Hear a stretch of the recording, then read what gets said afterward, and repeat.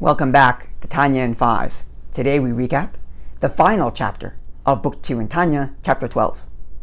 In Chapter 11, the Alter Rebbe explained that in the same way God is absolutely, simply, and completely one with His attributes, so He is absolutely and completely, simply one with His words which manifest His attributes within creation.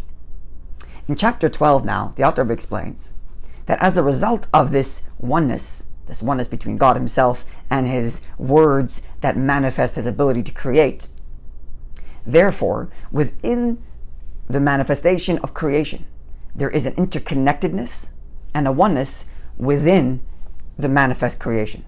So to explain, number one, there are only 22 letters of the Hebrew alphabet that exists within Torah, representing only 22 different types of manifest energy, notwithstanding the fact that there are billions and billions of creatures.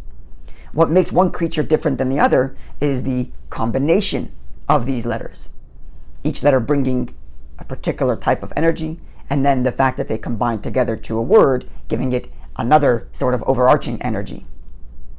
In addition, we explained at the end of Chapter 1 that the 10 utterances described in the Torah in Genesis about creation, which continue to animate and create our worlds, those 10 utterances are very generalistic in nature and therefore contain within them a very generalistic sort of energy. So take, for example, let there be a heavens.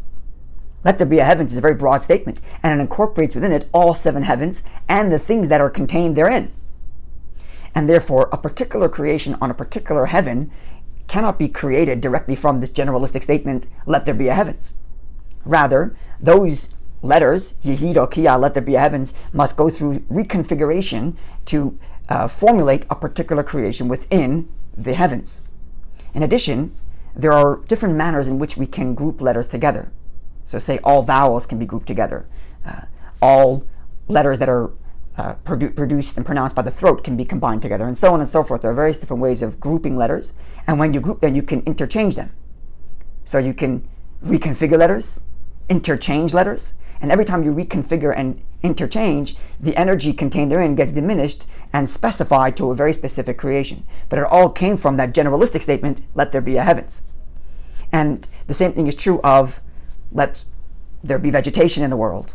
Let there be animals, let there be birds. These are generalistic statements, and by this whole system of breaking down the letters, reconfiguring the letters, exchanging the letters, we get to very specific creations, allowing that particular creation to live in a very specific way, but its energy is really interconnected with its grouping, and if we zoom out even more, it's interconnected with all of creation, in that God said right at the beginning, in the beginning God created the heaven and the earth, which incorporates all of existence.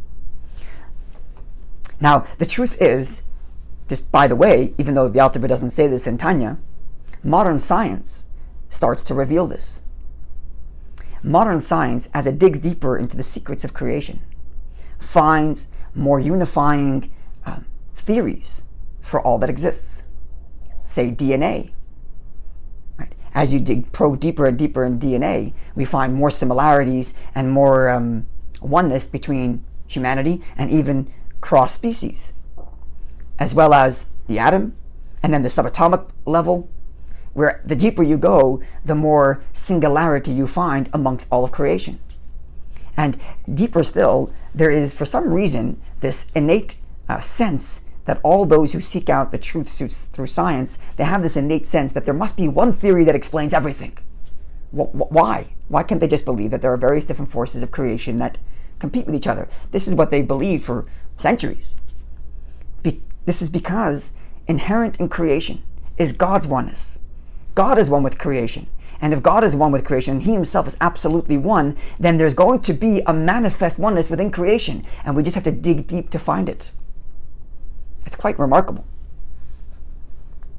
Now, the takeaway from all of this is the revelation of this oneness within creation is the ultimate purpose for why God created this universe. That in a world of multiplicity, we reveal His oneness. That's what the Messianic era is. That's what it means to make a home for God. To reveal within the multiplicity of our reality the oneness of God. And that really all the energy and everything that exists is all one with God Himself. Let's not wait for Mashiach's coming. Let's begin to live that way now. Let's begin to see the world in its oneness. That's all just really one truth, God. Let's begin with our own lives. Instead of seeing our lives as fragmented, I have my family, I have my work, I have my spirituality, see all of it as truly one. It's all my relationship with God. Bring a singularity to my personal life, my personal world. Reveal and see a singularity in all of the world. And this will hasten the actual revelation of this oneness with the coming of Mashiach may be very soon. Looking forward to seeing you when we continue Book 3 of Tanya, Igeret HaTeshuvah.